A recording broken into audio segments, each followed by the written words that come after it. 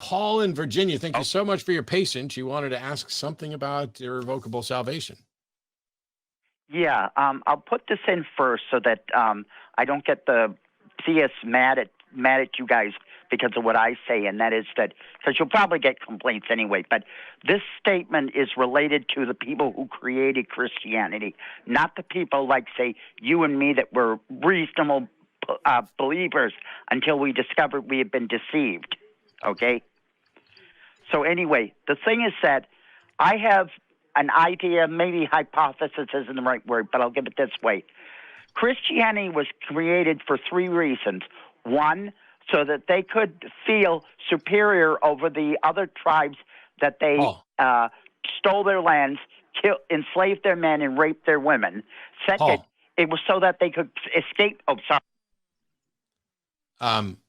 So you seem to have a foundational premise that you can't prove, and that is Christianity was an intentionally created thing. Like some people sat down and said, let's make up a religion for this, rather than an organic process that resulted. So when you say things like they intentionally made this so that they could capture land and rape women, you are asserting not only an action that you cannot prove, but motivations that you could never prove. So why are we talking about it? I see. Okay, well, the thing is that was my thought. The other thought was that I didn't mean it as in they intentionally did it. That's what it ended up being. But the other thing was that the other thought I had was that the primary reason for having Christianity was so that people could escape responsibility for their actions. No. How did you rule out? How did you rule out that the primary? Would you listen? How did you rule out that the primary reason was that people believed it was true? Oh, I didn't think of it that way. Yeah. I just thought it was, people. No, what you engaged in some conspiracy thinking based on what you see happening because of it. You see the consequences of this, and then you infer a reason, and you ignore the notion that some people believe that it's true. How could you overlook the one thing that any Christian on the planet would tell you? I was a Christian for 25 plus years. And if you'd asked me then, why do I believe it? Not that long, but I was too.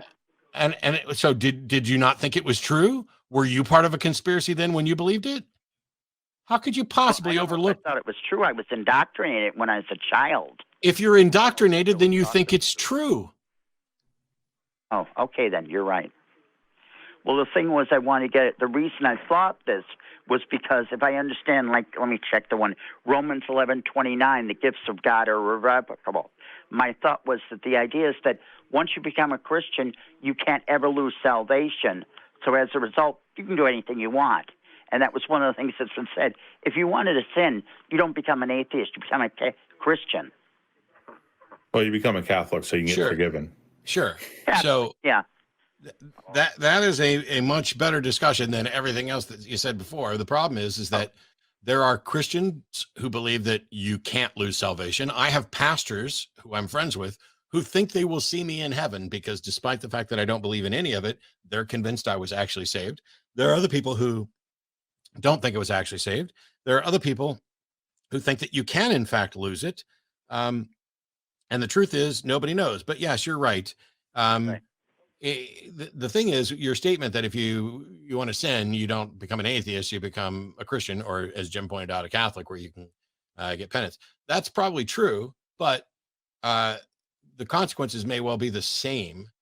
And the truth is we don't have any way to know what the actual doctrine is because God hasn't showed up to clear it up. So all we have is what the Baptists say, what the Pentecostals say, what the Episcopalians say, what the Catholics say, what the Hindus say, what the Jews say, what the Muslims say, and none of it gets us anywhere, which is why I'm very fond of the verse in the Bible that says, let God be true and every man a liar. And the second that God shows up to tell me truly what the book means, that's when I will say, here's what the book means. Oh, great. I got something for you. You can have a line because I know sometimes you want to say things where somebody says something stupid. So I have a way that you can politely insult somebody if you want to use it. You say, I dismiss this claim as completely bogus and without merit, which in plain old Galveston English means what you just said is pure bullshit. Yep. I'd rather say this thing's plain old bullshit. Me too. Okay, Let your yes be let your yes be yes, and let your no be no. Rude. I can be rude. You can't be rude. I can be rude whenever the fuck I want. Pretty much. Absolutely fucking right. That's right. Thanks, Paul. Thanks, Paul.